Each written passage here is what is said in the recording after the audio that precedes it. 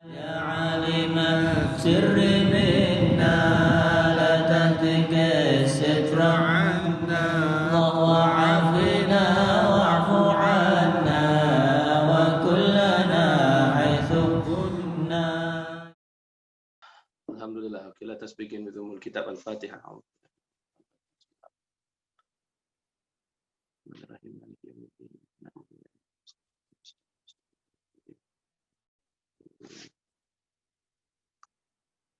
Welcome back everyone to the history of Western philosophy. Alhamdulillah, the last time we discussed philosophy in the Renaissance, and I believe we discussed at length the ideas of Jacob Boehme, Giordano Bruno, and several other strands of philosophy in the Renaissance period. And we said that one characteristic feature of the Renaissance philosophy was the turn towards antiquity, the revival of ancient philosophy amongst the Greeks and the Latin thinkers, especially amongst the humanists. We also deliberated a bit on the philosophers just now mentioned about their systems as focusing on the notion of the microcosm and the macrocosm, Neoplatonic, but also as we see, as we were making brief comparisons with what was contemporary in the Islamic world, some, shall we say, parallels, because they were talking about certain similar, if not the same, analogies that were used to describe the relationship of the, shall we say, the basis of reality, i.e. God. We said that it would be interesting to plot the relationship, or rather the discourse of what was happening amongst the Renaissance thinkers in Europe with what was happening, for example, in the Malay world, like what Sheikh Hamzah Fansuri was doing. But more on that later. So this week, inshallah, we will discuss, we will embark on what is called early modern philosophy. Early modern philosophy is roughly the period beginning with the second third, shall we say, of the 17th century. We had ended our survey in around the in the first decades of the 17th century the last time, but most of the historians of philosophy would agree that perhaps the founder, or the one that shall we say initiated the modern period, was none other than René Descartes. A revolution in philosophy. We have seen last time that in natural philosophy, it was Copernicus who, using mathematical arguments and with the help of the observatory data from some Muslims also, proposed an alternative cosmology, or rather an alternative physics, which is based on the sun being at the center. And how Giordano Bruno developed this into a cosmology of, say, infinite solar systems. With Descartes, briefly on his, say, life biography, he was sent to school at the Jesuit school, a Catholic by birth and by his own self-profession. When in school at La Flèche, Descartes was interested amongst the other subjects, mainly in mathematics, due to the epistemic certainty it afforded him, unlike the other subjects, and especially metaphysics, where people can disagree without ever resolving their dispute. But with regards to, say, mathematics, Descartes saw that this was the only discipline in which one theorem, say one axiom, can be proven in a way that is certain. So he tried to implement later on his, say, mathematical certainty, mathematical certitude as a model, that geometrical model unto philosophy, especially unto metaphysics. And this sort of, shall we say, tendency, that how a particular science tend to inform your metaphysics, was not shall we say, original with Descartes per se. We know that in the ancient philosophy that Plato, being also very, very enthused about mathematics, but particularly arithmetic and even geometry, used the notion of the archetypal forms as the basis of reality.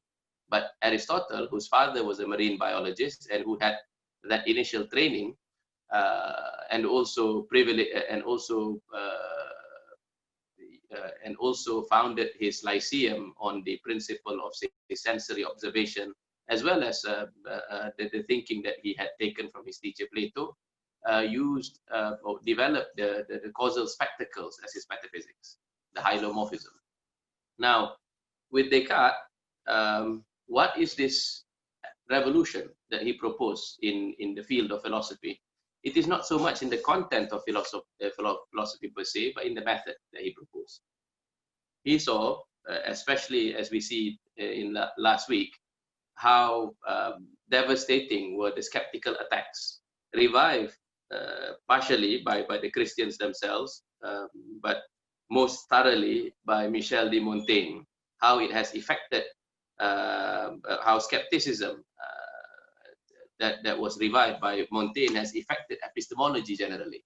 So he saw in that an opportunity to build human knowledge on new secure foundations. So he saw that in order to begin his philosophy, which is, shall we say, he did not write much, Descartes, so most of his philosophy is found in his discourse on method, his principles of philosophy, and his meditations on first philosophy. These are the three main ones, although there are other correspondences and answers to objections that he has written. So in the discourse on method, he set out a method that would ascertain the truth of statements. In the meditations on first philosophy, he began by the principle of doubt. He is once quoted as having said that at least once in your life, you have to subject everything that you know to the principle of doubt in order that you may escape it. In a sense that having escaped it, you then rest upon secure foundations of certainty. So with the case of Descartes, much in the same fashion as we have met in Islamic philosophy, Imam Al-Ghazali, he put forth certain arguments that can put to doubt, say, statements of an empirical nature, statements of a rational nature. Amongst the most famous one, again, as we have similarly encountered in Imam Al-Ghazali, was what he called the dream argument. He was saying, Descartes, that imagine if we were, say, writing on our study by the stove, or rather by the furnace, and we can then feel the heat. But who is to say that perhaps we might have awoken from that dream and realizing, therefore, that whatever that we had felt as if it was real was in fact a dream? So how can we be sure that our entire life, including the memories that we have, had not just been a dream that we have encountered? As if this argument was not sufficiently strong, Descartes proposed another argument. He's saying that, oh, what if there was a malicious demon, an evil spirit, so to speak, that has come to influence us, to possess us, into and creating for us the memories that we thought we had, causing us to question our very personalities and self. But try as he may, according to Descartes, for as long as he can make us doubt everything, the very fact of doubting, the very existence of thought, is the indubitable foundation of certainty. The fact that we are doubting, the fact that there is that thought as an activity, is proof that we exist. And from that ensue the very famous lines in modern philosophy, the cogito ergo sum. For as long as there is thought, therefore there is existence. Now, from this cogitations of Descartes, he tried to establish further what then can he know for certain. He knows by direct intuition the existence of his self, and of course, what he means by thought is not only say cogitation, but also everything else that is intuitively immediate, like say apprehension of your state of hunger, apprehension and anticipation of something that is to happen in the future, sensation, everything that is immediately apprehended. Now these are, shall we say, signs of thought. According to Descartes, thought is the basis of everything, or individual thought. So having established the existence of himself, he then set out to discover what also is contained as an innate idea within your very process of thinking. According to Descartes, there are certain ideas that you possess, like say ideas of perfection. You can conceive of say a gradation of being from the less perfect to the more perfect, from the defective to the one that is lacking those imperfections, to the one that lacks nothing. So according to Descartes, in the same fashion as Saint Anselm of Canterbury, he used this to develop what is called the ontological argument. From our very notion of a perfect being follows that that perfect being must exist. Irregardless of the status of this argument, why Descartes wanted to ensure the existence of God, which he claims to have established via intuitive principles, is because he wanted to say that if in fact this God exists, and this God possesses the attribute of not just say perfection in the omnipotent sense, meaning to say perfection in power, he must also have say perfection in knowledge, but also perfection in the moral sense. So since God does not lack anything in morality, God is this omnibenevolent being, he must also guarantee for us everything that we can perceive clearly and distinctly. Meaning to say, for as long as we use our minds rightly, following the mathematical method, for as long as something can be perceived, say, coherently without contradiction and distinctly without confusion, now those things we have a right to believe. So this, shall we say, this outlines, this guidance as to how we use reason became the foundation of his philosophy of science. Meaning to say, first, the principle of subjectivity to objectivity. You first establish the existence of the subject, gradually moving to the external world. Secondly, the principle of clarity and distinction in thought, that we are only to admit thoughts which can be verified as being non-contradictory. In other words, he is outlining a coherent theory of truth. Just to recap, of the various theories of truth, some philosophers have opted for something called correspondence, meaning to say that statement is true if it corresponds to external reality. Based on this criteria of clarity and distinction, however, Descartes opted for a less rigorous conception of truth, which is the coherent conception of truth. Whatever truthful statements may proceed, it must be both, it must be coherent, and in a sense that it doesn't contain contradiction within itself, and it must be distinctively perceived of a particular substance, of a particular say property of a statement. Proceeding from this, what he had done in one fell swoop is also to destroy the foundations of scholasticism, meaning to say he had then turned the 17th century minds, the early modern minds, up till our time, he had turned them away from the system of Aristotle. He did not challenge the conclusions of medieval philosophy, meaning to say he affirmed the existence of God. He affirmed also the existence of the soul, because he said that since the thought as it perceives itself is non-material, so therefore the soul is being immaterial is also perfect, and also being immaterial, that it is that it can survive, say, bodily death. What he merely challenged was the method. He uses this intuitive method, this mathematical method. This is what Etienne Gilson later called the mathematicism of Descartes. So having established the existence of the self, having established the existence of God, and knowing that God is morally perfect and that God wouldn't deceive you, so therefore the deliverance of the senses can also be trusted for as long as they are clearly and distinctively perceived. So with Descartes, he then conceptualized two different types of existing substances.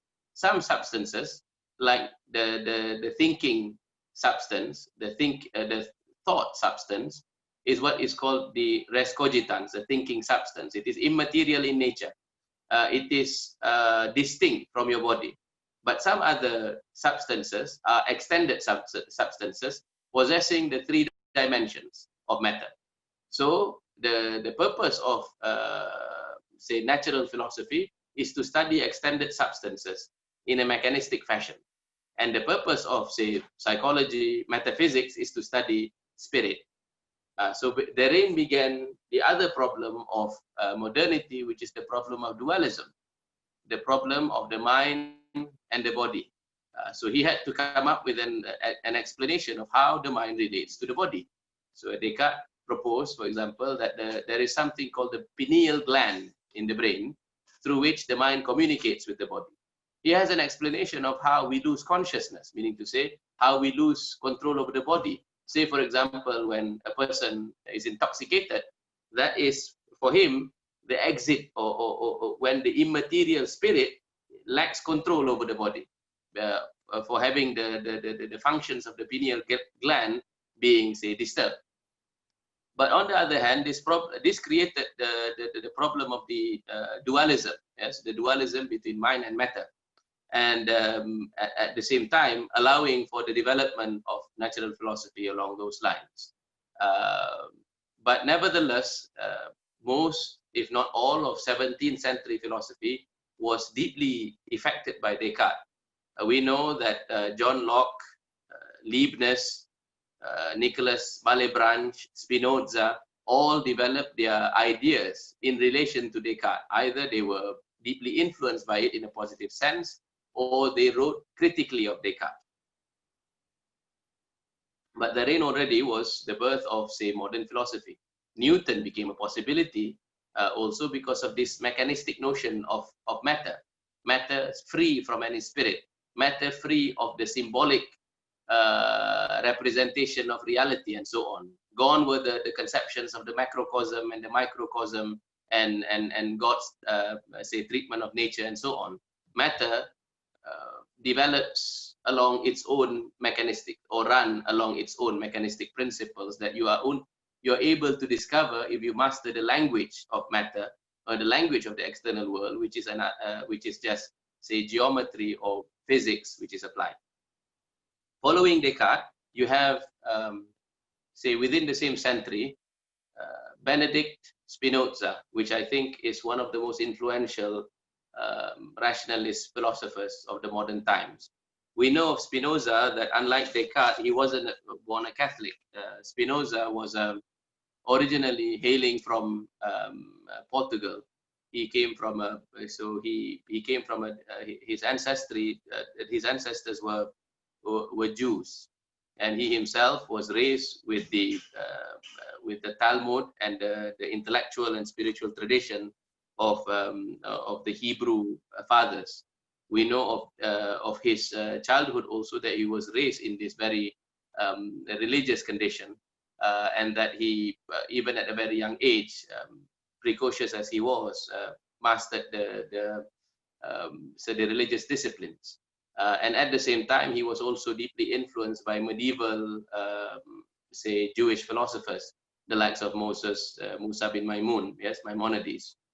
But at some point, we know that he became excommunicated by his own community for thinking thoughts that were so heterodox to the orthodoxy amongst the Jews. He was later on, after being trained in Hebrew, he was trained in Latin, and that's how he came across Spinoza, Descartes, and his first work was a commentary, or rather an explication of the system of Descartes. But he would then challenge some of the fundamental premises of René Descartes. One of his most influential books, he became very controversial in his lifetime because he wrote a book that challenged, say, the ecclesiastical class as well as the monarchy. This work was called the Tractatus Theologico-Politicus. In other words, the theological political tract. In the realm of theology, he challenged the conception of the Bible and of the scripture as being divine in origin. He was saying that the Bible was not the work of Moses. The Bible was not the work of the prophets. It is rather and even the prophets, they were but human beings. So he naturalized the scripture. So he's saying that these were just moral preachers, and there were so many hands that had written the scriptures. In the end, saying that it was a product of the human mind. So therefore, challenging the fundamental notions of religion. So you can see how not only being excommunicated by his own community, he was also maligned by the thinking class during his time. Fortunately for him, he was not in France or not in England or any of the more say the more strict countries that persecuted atheism, but he was writing and he was active in Holland. However, despite his this challenge towards the church and also his challenge towards the monarchy, he challenged absolute monarchy. He was saying that the monarch tends to use religion for his own sake, and he preferred a type of arrangement or an arrangement whereby, say, individuals thought for themselves and therefore paving the way for modern democracy. So that's why many of the contemporary historians of philosophy, when they look at the 17th century, they tend to see in Spinoza the origins of the modern sensibility, the notion of the individual, the freedom from the ecclesiastical control, freedom from absolute monarchy, and so on. In his individual life, however, when we look at Spinoza, he is a very admirable figure in the sense that he lived a very simple life. He, like many of the other philosophers, it is very difficult to find a university academic who was influential in the 17th century, with the exception of, say, John Locke. But even John Locke lived a very active civic life. But for René Descartes, who in some time of his life, I mean, most of the time, his life was shrouded in mystery, Descartes, living alone.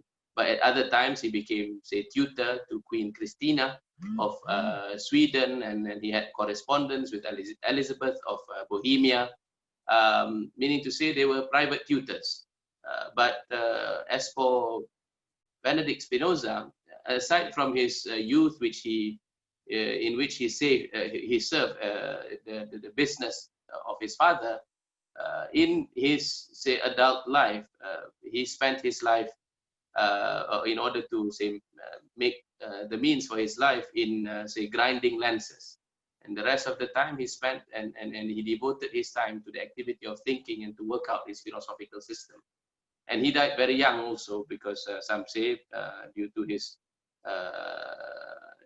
having inhaled the shards or from the glass that he used to grind to make his living.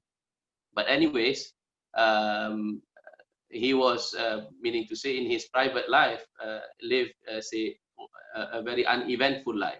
But in his mind, he was, say, challenging the stability of Europe and causing, say, the changes that we see.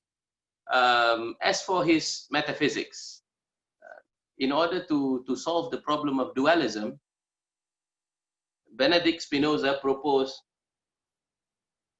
the radical thesis of pantheism or monism. He equated nature with God. Deus sive natura, meaning to say God is nature and nature is God. First, this notion, yes, that God is nature and nature is God. He's saying that God is nature and nature is God. God is the fundamental substance of reality as a whole. But everything else in reality, including, say, individual human beings, objects that we see external to ourselves, these are but modifications of that single substance. So there is one substance, but it has infinite attributes. And these infinite attributes, yes, they come in different modes, including, of course, human individuals and so on and so forth.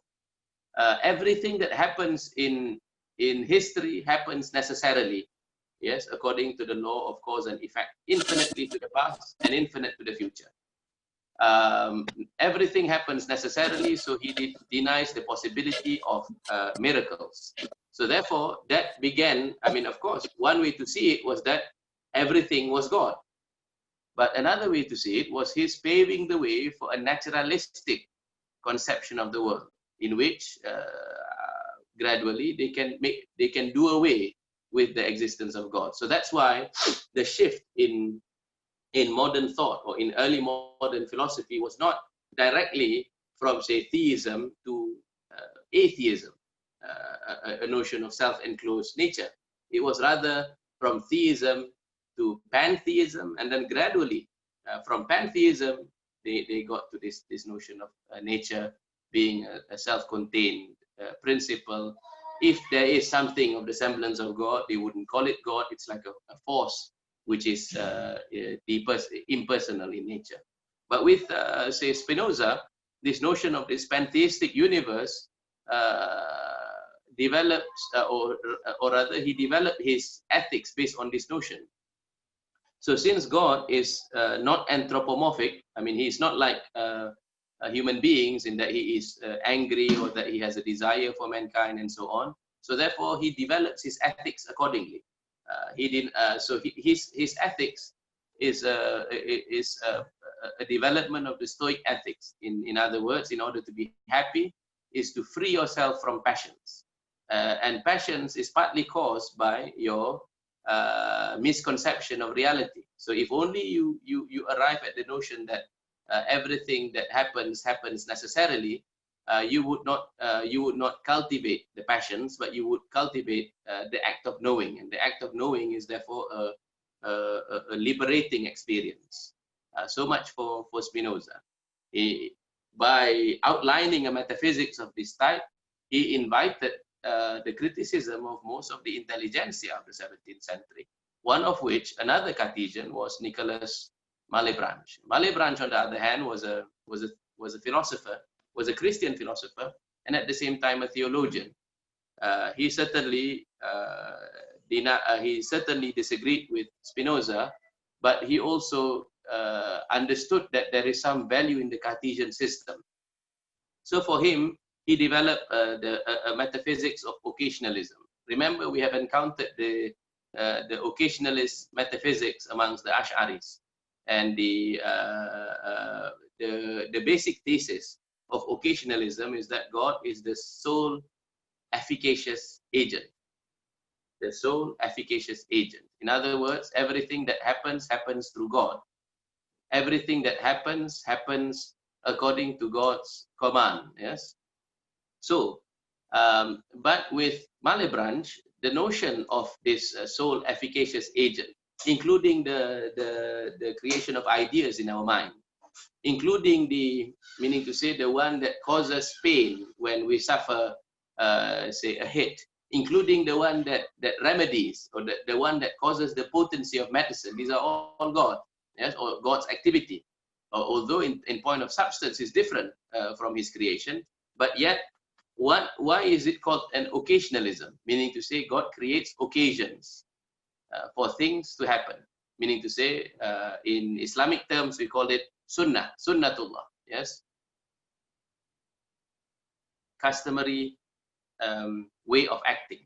The idea is that although God is the sole agent, we can discern his general will by observing the external world, meaning to say that, say, coming into contact with germs might cause sicknesses, and say, for example, eating will cause satiation, and so on and so forth. So these are the occasions through which God actualizes his will. But at the same time, due to being influenced by this geometrical model, he appreciates certain geometric principles. For Malebranche, as we will see in Leibniz, he appreciates that if there are, say, general laws in physics, meaning to say how from simple operations you can explain more complex things. Now this demonstrates to us the wisdom of God. So therefore, for Malebranche, he sees that the external world, nature, everything that exists is a demonstration of the wisdom of God. So meaning to say that in general, God does not intervene. This is what we call the law of nature. So in general, God does not intervene. So of course, during these times, say, philosophers are bound to challenge the existence of God or his benevolence through the argument of evil. How is it that, for example, you have, say, malformed babies, malformed things in nature? How is it that we can suffer moral evil coming from, say, other human beings? So for Malebranche, he's saying that although in general, God creates according to to this principle of fecundity, or how from very general laws you get the external existences. God does not intervene because that will challenge that law of fecundity. However, even when he does challenge, meaning to say when he does intervene, it is also possible to see it as a general pattern. And this is the law of grace. When he sends, for example, prophets as ministers, when he sends revelation, that is an instance of him revealing himself, revealing his personality. But even this follows that general law. However, how is then evil explained? So evil then, this becomes the work of the theologians and the philosophers to explain how, for particular individuals, that moral evil they suffer comes from, say, the freedom of other people, or it could come, I mean, from as for the external sources of evil, it comes from the fact that it is part of soul building, and so on and so forth. So Malebranche was very much concerned to defend the belief in the omnipotence of God and to defend the benevolence of God. Another philosopher who tried to answer the problem of evil through a theodicy was Gottfried Wilhelm Leibniz, who has been said to have been the last universal genius in the sense of a polymath. Leibniz wrote copiously on every known subject during those times, and he had not only the time but the intelligence to have studied and written papers and published in journals about subjects so wide-ranging, from metaphysics to epistemology. He had written also on in politics on the unification of the church.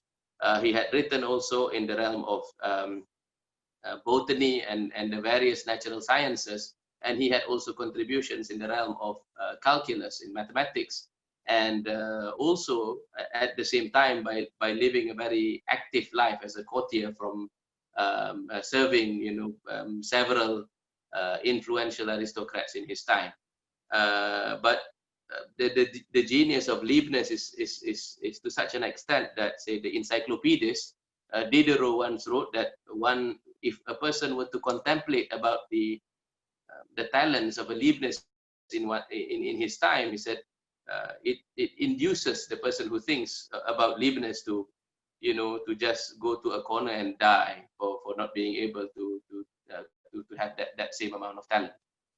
Anyways, Leibniz later on, Gottlob Frege also wrote about the talents of Leibniz. He's saying that Leibniz is one philosopher that you have to read if you want, if you want to experience the germinating of ideas, because so many ideas will be planted in your minds as seeds that will grow if by reading Leibniz. I mean, he had in his own admission in some of his letters, Leibniz tried to combine the ideas of the ancients. He read Plato, Aristotle, he read the scholastics, which is different from the currents of the time. Most other philosophers tend to shy away from the scholastics. They consider it as a mistake. But Leibniz saw that there is some aspects of scholastic philosophy that he can harmonize with the way of thinking of the moderns. And that is how he found the solution, at least according to him, to this problem of dualism and the problem of the singular substance and so on. He proposed a metaphysics of what we call monads. Unlike Descartes, unlike Spinoza, who affirmed that there is but one substance, which is God or nature, according to Leibniz, there is rather an infinity of substances. This infinity of substances consists of something called monads. A monad is like, shall we say, points of conscious substances that when they join together, akin to what we have experienced in Islamic metaphysics, the atom, when they join together, they form the things that we see and perceive as phenomena. These monads are infinite in number, and they come to form the things that we see as phenomena. As for the changes that we see in terms of growth, decline, generation, and so on and so forth, according to Leibniz, these follow the rule of pre-established harmony. Meaning to say, like, supposing you were to arrange in a whole room a series of clocks. One clock would tick the second, and then the other follows, and the other follows, and the other follows, and the other follows. In this room, you would perceive as if one is causing the other. In reality, God has created it as such that nature appears to follow the rule of cause and effect. In other words, it is still God who has arranged it in such a way that changes in phenomena causes changes in your mind in terms of your learning and so on and so forth. So that's the doctrine of pre-established harmony by Leibniz.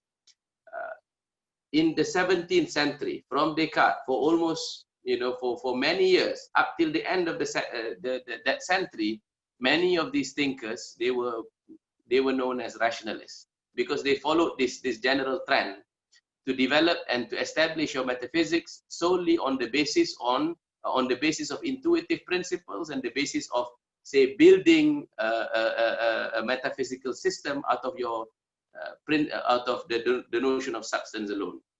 But things would change towards the end of the century, and not on the continent. It would have the change would happen in England with John Locke. John Locke, who was born in 1632, unlike Descartes, who was a mathematician, unlike say Spinoza, whose model of philosophy was based on geometry, John Locke was a physician, meaning to say he was a medical practitioner. He was also an active in his civic duties, because he was also involved in the affairs of the British Empire. In other words, with the politics of his time, and so therefore he knows about the challenges of toleration and so on. His most important work in epistemology is the Treatise on Human Understanding, or an essay concerning human understanding.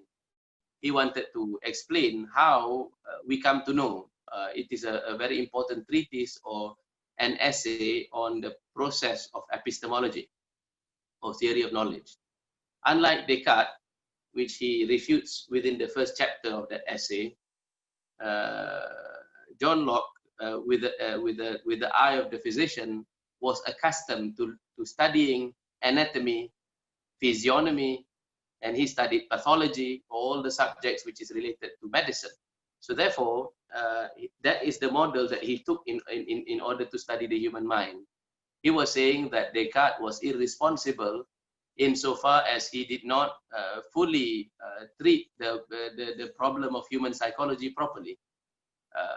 For example, Descartes assumes that thought is already mature, that when he thinks about the individual self, he already thinks about the individual self as an adult, possessing the height of power of thinking. But John Locke was saying that, well, unlike what Descartes assumes to be what are universal principles, such as the principle of non-contradiction, the things that we know logically, a priori, without recourse to the external world, John Locke was saying that such powers are not evident in the child.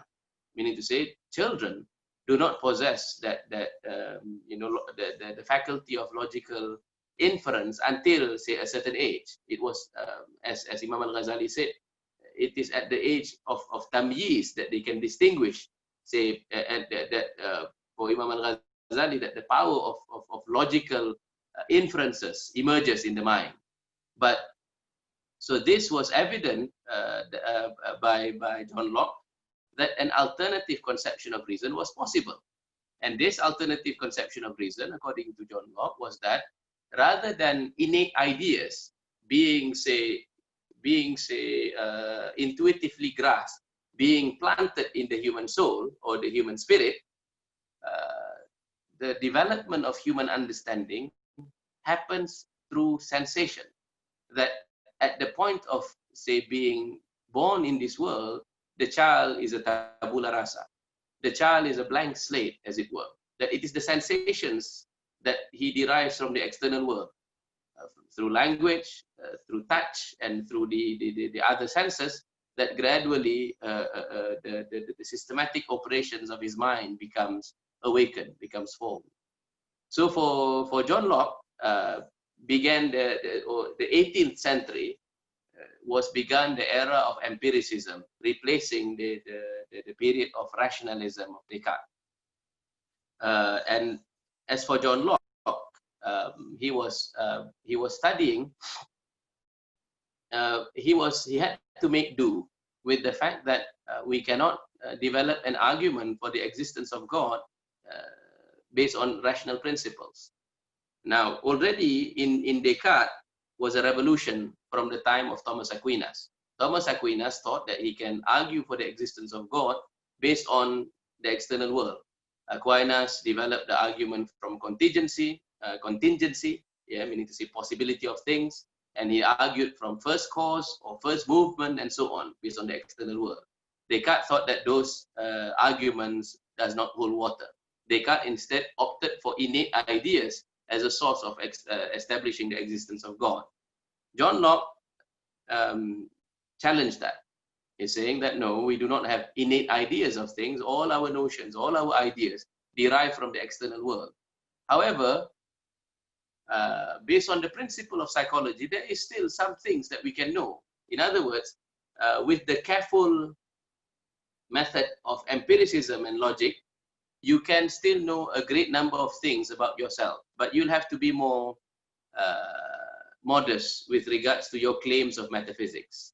So you'll have to be modest, for example, and admit that you can only know things that you have, say, experience of. But of the things about the world, these things lie beyond the realm of experience, so therefore you cannot make claims about them. So John Locke also challenged the notion of the immateriality of the soul. He's saying that it is highly improbable that there is such a thing as thinking matter, as if to say that we are just matter that thinks. But it is not impossible. Yes, it is not impossible that perhaps an organized matter, right, an organism, perhaps may also have the added aspect of thinking. So basically, he's inclining towards materialism, but he is not. Meaning to say, he's saying that in probability it is not, but it is not impossible either. So Voltaire, when he read this possibility in John Locke, said that that is sufficient to prove that we are in fact material, which is then taken up by some French thinkers such as Lamettrie, yes, who proposed the notion of thinking matter, as opposed to, say, thinking substance, which is different from matter. So with John Locke, you can see the beginnings of modern psychology. that begins with the self-introspection as a method to study the powers of your mind, to study language, although it may be God-given, but language has a function in developing your psychology and so on. So modern psychology owes a great deal to John Locke, who began this method of self-introspection. And at the same time, this also marks, from Descartes, of course, the epistemic turn, gradually from metaphysics to epistemology, from epistemology to psychology, meaning to say that we have to study the powers of the intellect and then gradually propose the notion of the external existence. Except that since Locke, who was a man of faith, he still believed that there is the possibility of assenting to religious statements. But he's saying that we have to surrender to scripture for that. He was saying that John Locke, he's saying that even the brightest philosophers in his time cannot squarely reject the possibility of revelation. Revelation's existence or revelation's possibility cannot be rejected, cannot be because it is not impossible for God to reveal himself via scripture.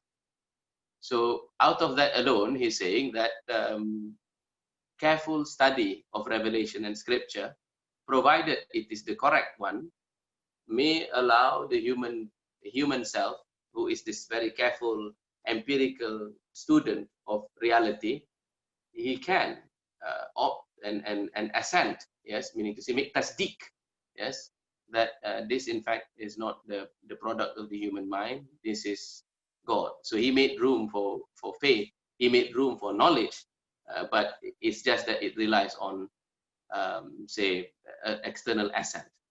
However, interestingly, there were objections being raised.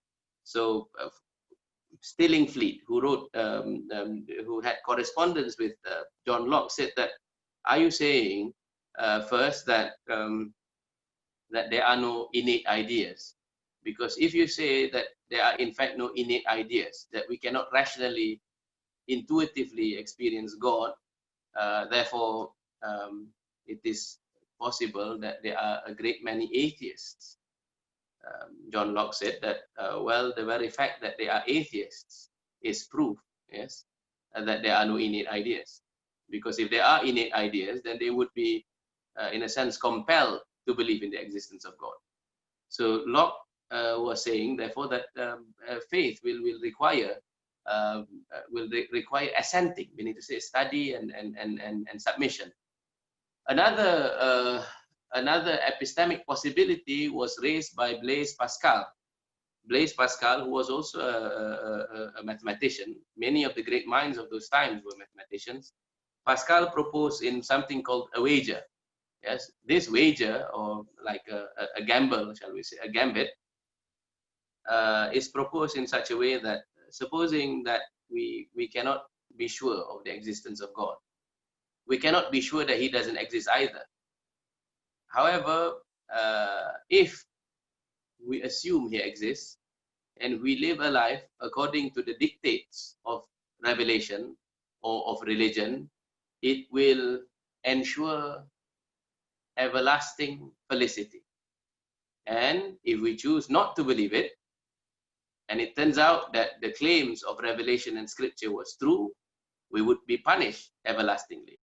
So therefore, he said, it is a small loss, meaning to say the only things that you lose by affirming that revelation is true is that temporarily you have to give up certain things of this world, meaning to say you cannot live to be like a libertine, just following your passions. You have to give up, you have to restrict your passions in order to follow the dictates of religion. But the reward is everlasting felicity. On the other hand, he said that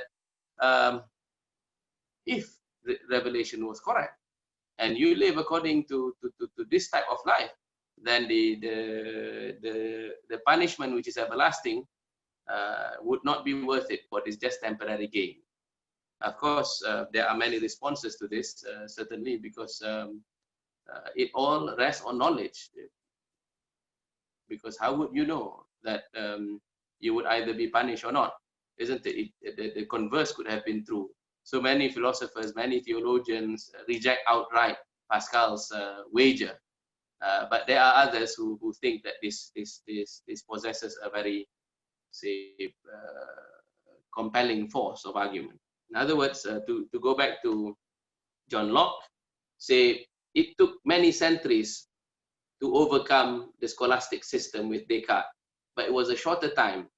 And also, for Descartes to have been overcome, to initiate the century of British empiricism. And from empiricism of, say, John Locke, you get the skeptical arguments of David Hume, who would then even poke holes at the economic system of John Locke and challenge even very fundamental principles of science, like, say, the law of induction, cause and effect, and several other things that were hitherto held to be at least still reliable with regards to the study of nature. This would require Immanuel Kant to answer in the 19th, or rather in the 18th century.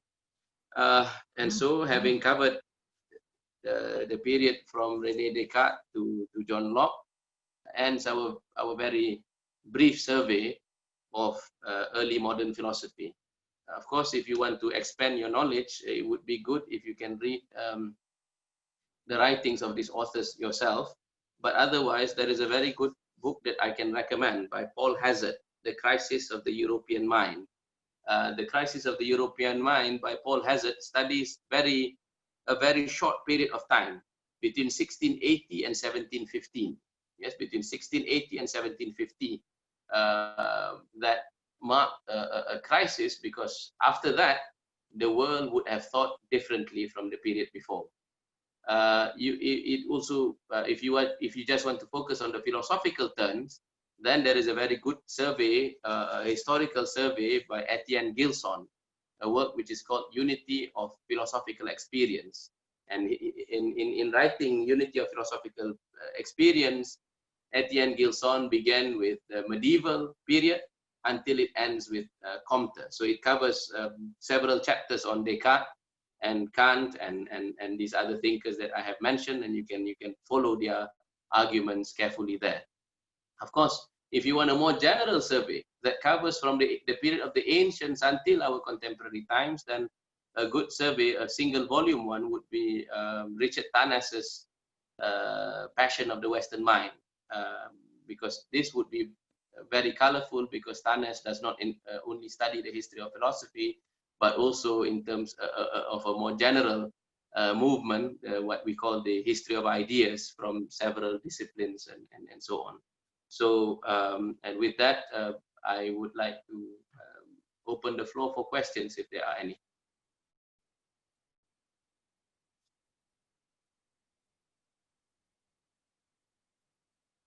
All right, so there's several questions now.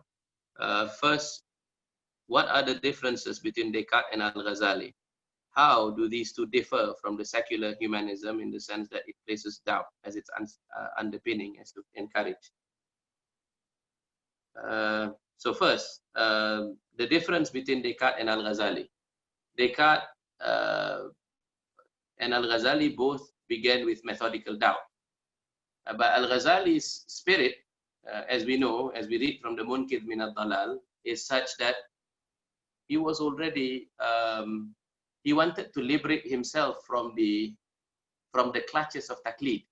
Meaning to say, taqlid is this experience of trusting the authority of others.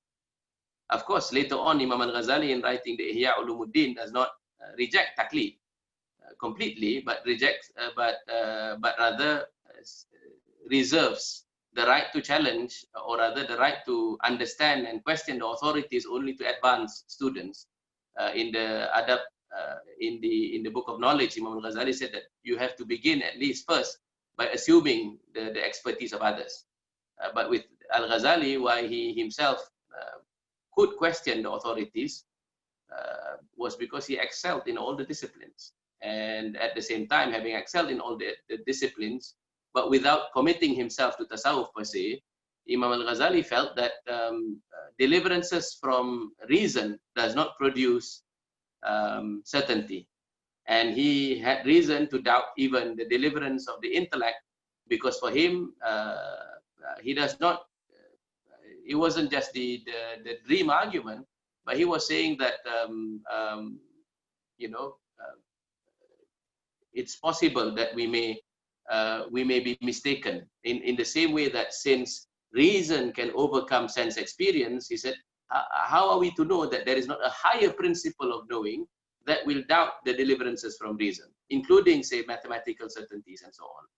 But how Imam Al-Ghazali was delivered, yes, how he was delivered from doubt was through a light cast from Allah subhanahu wa ta'ala upon his heart, meaning to say it was guidance, it was hidayah that gave him certainty. And that certainty of the yaqeen type, he would outline in the Bidayatul Hidayah. He was saying that we are, towards the end of the Munkit min ad-Dalal, Imam Al-Ghazali was saying that we are indebted to prophecy. Yes, we are indebted to prophecy. In the same way as Imam Al-Ghazali said that we can trust the physicians, the doctor, I mean, who has studied and who possesses special knowledge in the physical anatomy and so on, that they would prescribe to us certain things that we can know to be true after having experienced a cure. Similarly, the Prophet is someone who has been sent by Allah subhanahu wa ta'ala, who gives us demonstrable proof of his veracity as a messenger of God, and he gives us prescriptions so as to, for lack of a better expression, to recover from the wounds, yes, to recover from the spiritual wounds that allows us to perceive the certainty based on the principle of the spiritual organ of cognition. So the prescription is found in his work, which he had written after the Munkit, which is the Bidayatul Hidayah. If you were to follow the prescription, meaning to say, he was saying that Sair wal Suluk, yes, it is none other than the path of submitting to God by learning, of course, the fundamentals of religion and following and submitting earnestly, that you will be given deliverance, and out of that you will regain your certainty. So that's how he is different from Descartes. Descartes thought that mathematics or geometry, intuitive geometry, was sufficient to establish the existence of God, and later on would destroy the foundation of certitude with regards to knowledge.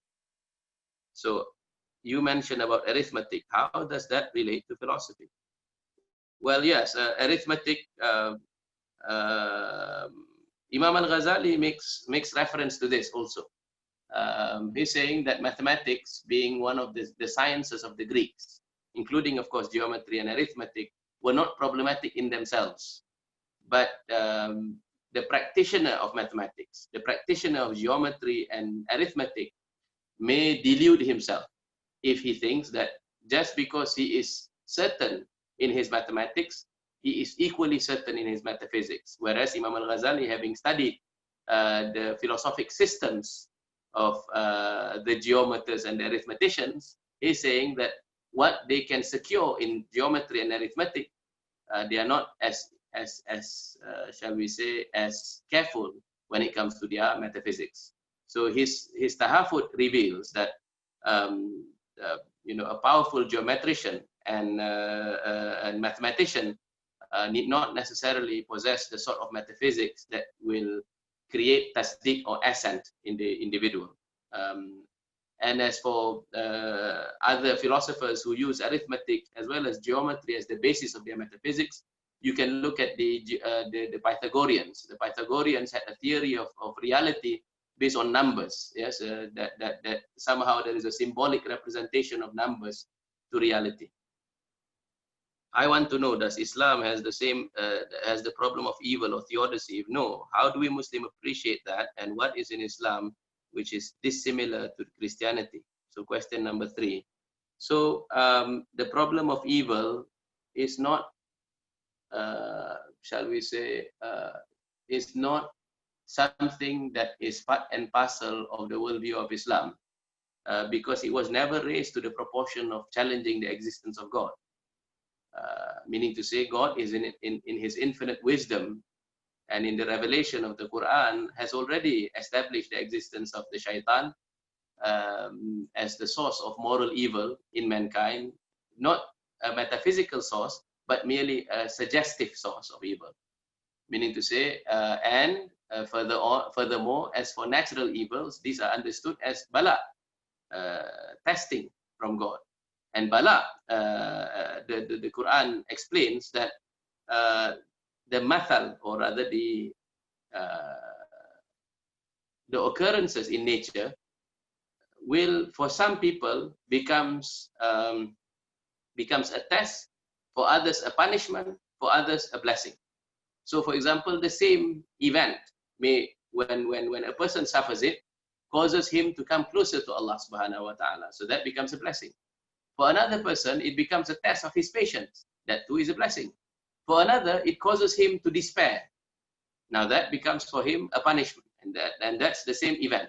So therefore, we can say that we, as Muslims, we are not in need of, say, theodicies, because every action in the world, either moral or say metaphysical, is explained already within the theological system in a way that it doesn't negate, it doesn't possibly negate the existence of God.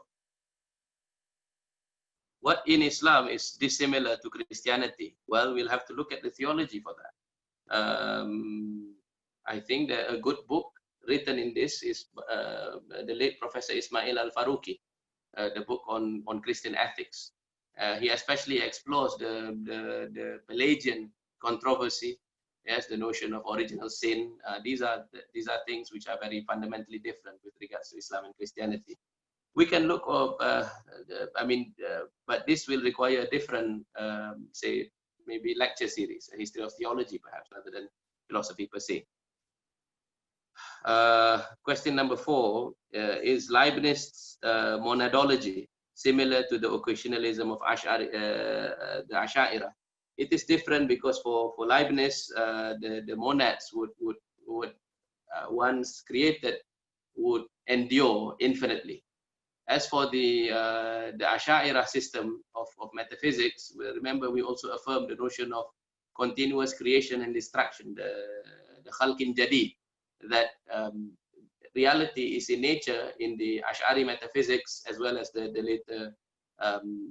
later theologians and the metaphysicians amongst the Sufis. The idea is that the reality is discontinuous, meaning to say that Allah creates similar things to that of the past, but in reality they are not enduring in existence like that. So that's one fundamental difference, and the other is, of course, the possibility of the soul in the Islamic metaphysics to experience the intuition of existence, and this is not found in Leibniz's monadology.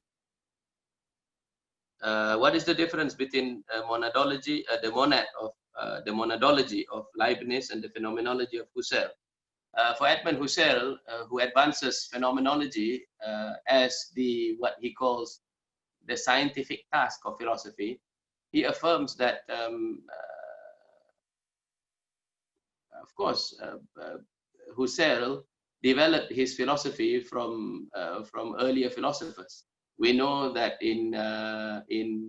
that Husserl was influenced by Brentano's essay on the manifold senses of being in Aristotle, and of course the phenomenology was proposed as the scientific task of philosophy, because he's saying that the scientific description of phenomena as experienced by human beings possesses its own, shall we say, scientific or epistemic status, in the sense that there is one thing that the physicists describe in their cosmology, but how we experience reality as phenomena is worth, say, outlining and describing.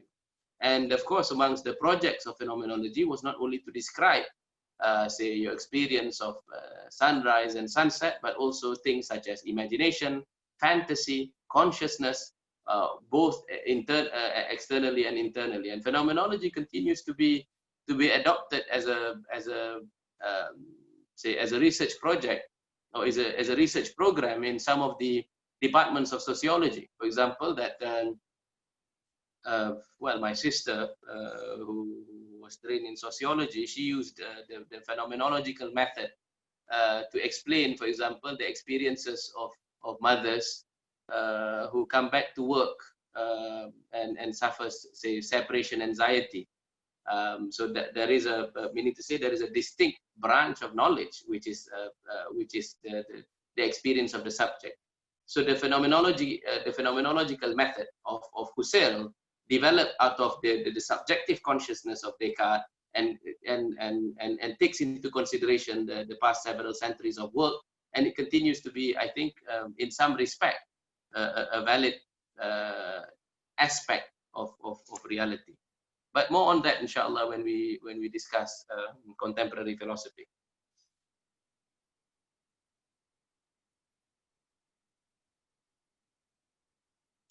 How was the acceptance of the society towards the philosophers at that time of Descartes, John Locke? Well, meaning to say, how did the contemporaries treat of the philosophies of Descartes and John Locke? Well, for Descartes, he met with resistance, although he was that is in spite of his being very careful.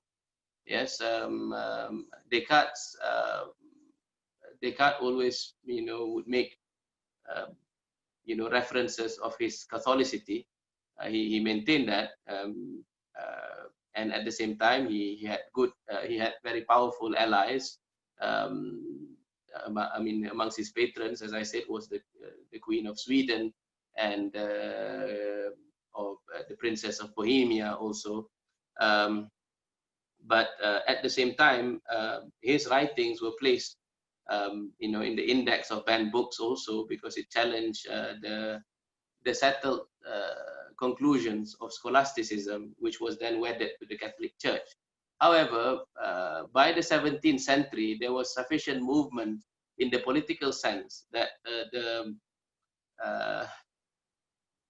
the prudent thinkers of that time would be, to a certain extent, free to express their thoughts, however, shall we say, scandalous it may be. I mean, Spinoza was met with scorn, was met with very tough criticisms. I mean, published here and there. I mean, they said that his book was forged in hell and so on. However, in terms of the physical threat, it was not the same as it was, say, in the 15th and 14th century. And this possibility, the freedom of speech, the freedom of thought enjoyed by these thinkers at this time, although being, being placed at the index and not accepted by the ecclesiastical class and so on, owes to the Reformation already. Remember, in the 17th century had already witnessed the 30 Years' War between the Protestants and the Catholics. They had already seen the Reformation movements by Martin Luther, Zwingli, and Calvin, and so there were already now different strongholds. So a prudent philosopher during this time would do well to align himself with this, say, competing political systems, the competing, shall we say, however, in Locke, you see a very strong argument for toleration. He wrote a treatise on toleration that wanted to allow the possibility of tolerating different sects, and that again certainly challenged the political realities of the coming centuries and limited severely the persecution of peoples based on say differing thinking. Several other things that has happened since the Renaissance also was the remember during the Renaissance there were witch hunts because of the belief in the occult and the belief in magic. They thought that witches had say powers over man that can cause death and so on. There was the century of the plague, the 14th century. But gradually they discovered effective methods of blocking or rather of treating plagues, yes, through quarantine and several other measures, the development of medicine and so on, until gradually when when improvements in medicine, especially through the work of Harvey, who discovered, who made revolutions in the realm of anatomy. Now these discoveries gradually, shall we say, secularize their conception of nature, removing the magical conception in the mind, and believing, so therefore allowing more and more room for independent thought. Have I answered all the questions? Oh, well, there was the Descartes Al-Ghazali question had two parts to it. How do these two differ from the secular humanism in the sense that it places doubt as its underpinning, as to encourage changes in almost everything? Secularization, a very important description of the secularization process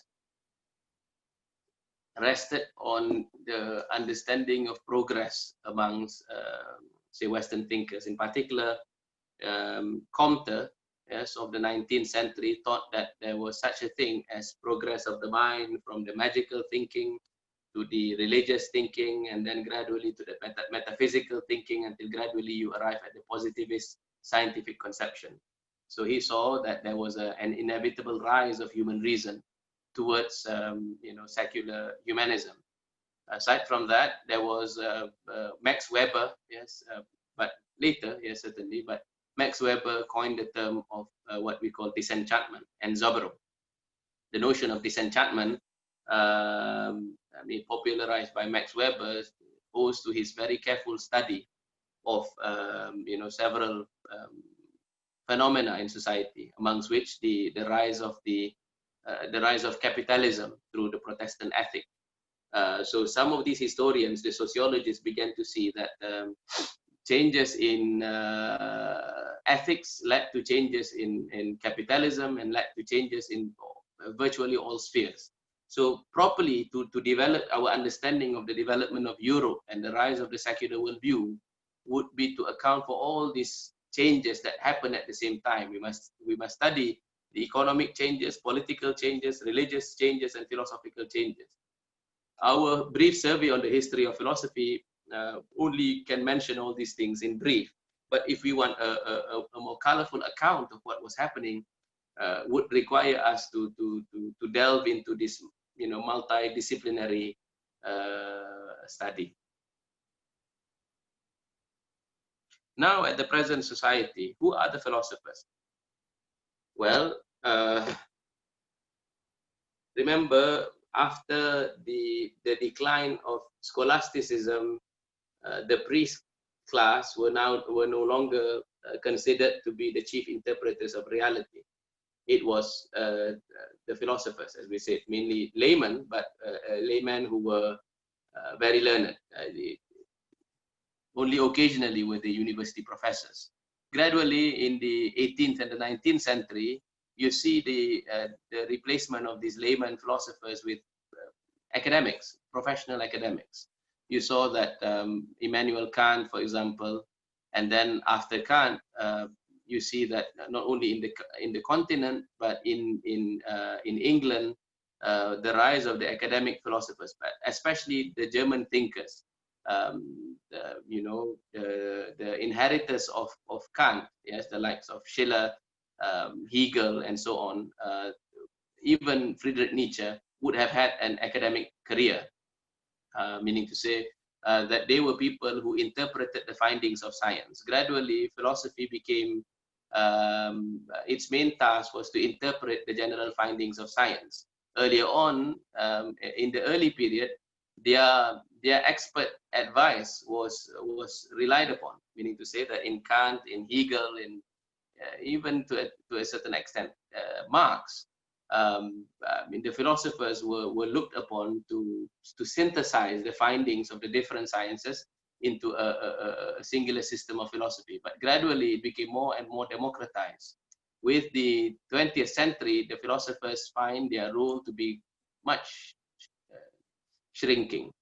By the time of the the rise of the Vienna School in the 20th century, which boasts members who are some of them physicists, others, pure philosophers, their role has been reduced to just, say, for example, explaining the scientific method and the philosophy of science, how scientific knowledge is different from other types of knowing, and so on.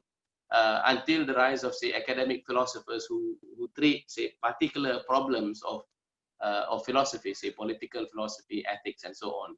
So in our times, if you are, who are the philosophers?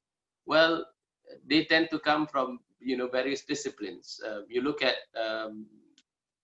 in the latter half of the 20th century, Noam Chomsky. When you look at Noam Chomsky, he was trained in linguistics, but he then rose to the occasion by criticizing power and studying, say, propaganda, and studying many other disciplines. So philosophers in our time are those with minds nimble enough to dabble into several disciplines and being able to interpret the significance of one discipline to another. Very difficult to find polymaths, but at the same time, you can still find some sources of guidance. I think in the latter half of the 20th century, you find some very influential political philosophers. You had Hannah Arendt. You had in the English speaking, you had of course Chomsky and Michel Foucault, for example. Michel Foucault is more of a historian of ideas. He studied very carefully what he called through the discipline of, say, archaeology of ideas. He studied, for example, the definition of sexuality, sanity, madness, and so on. He come up with, say, very distinctive tools of the intellect to explain this phenomena. Certainly, the social scientists amongst the Frankfurt School were also very influential. But these are Western thinkers. I mean, either they come from the social science field, or they would come from, say, the history of ideas, or mathematics, and so on, and then they go on to make judgments about general ideas. Some economists also, like Amartya Sen, who propose theories of justice, and so on. So they work from a particular discipline until gradually they reach a more general outlook, and they propose they propose, say, judgments on a few more disciplines other than the one that they have started.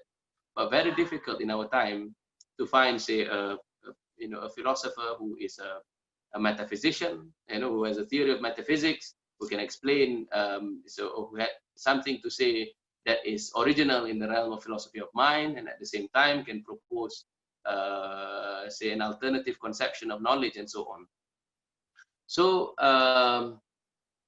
Martin Heidegger was one of the later philosophers who, despite having established his position in philosophy for having written on being and existence, he kept abreast of what were the developments in the sciences, and he dealt with the question of technology.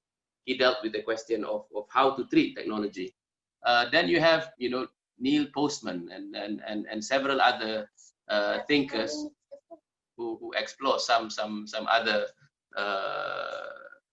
important ideas. So who are the philosophers nowadays? Can someone very wise from the kampung be called a philosopher? Well, to a certain extent, he can philosophize about his life. He can give you general advice about marriage, about how, for example, how to live prudent lives. But that is more of an ethical advice.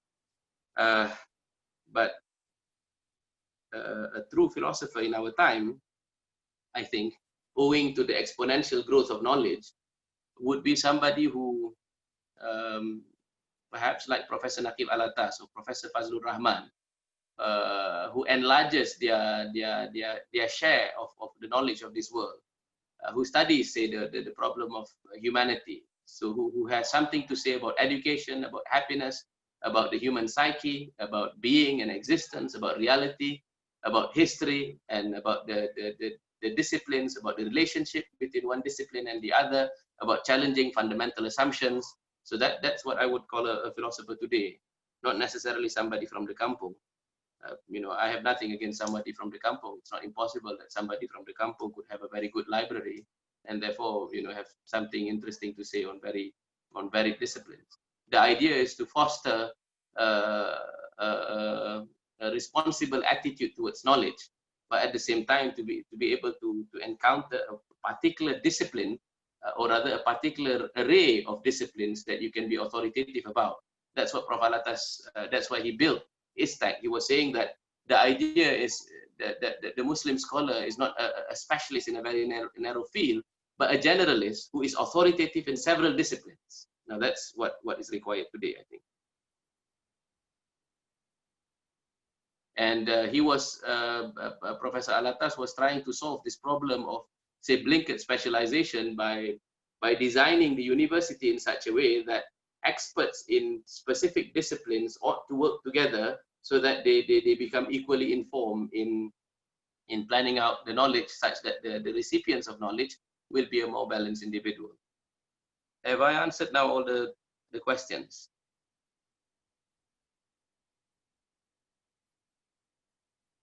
Well, we have done now, an hour and a half. It's 6:30 already.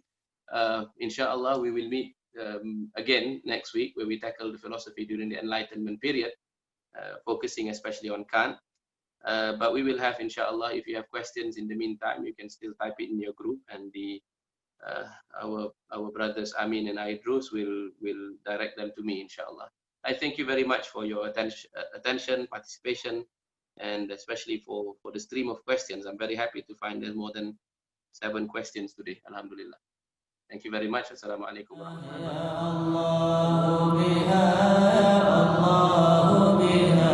wabarakatuh.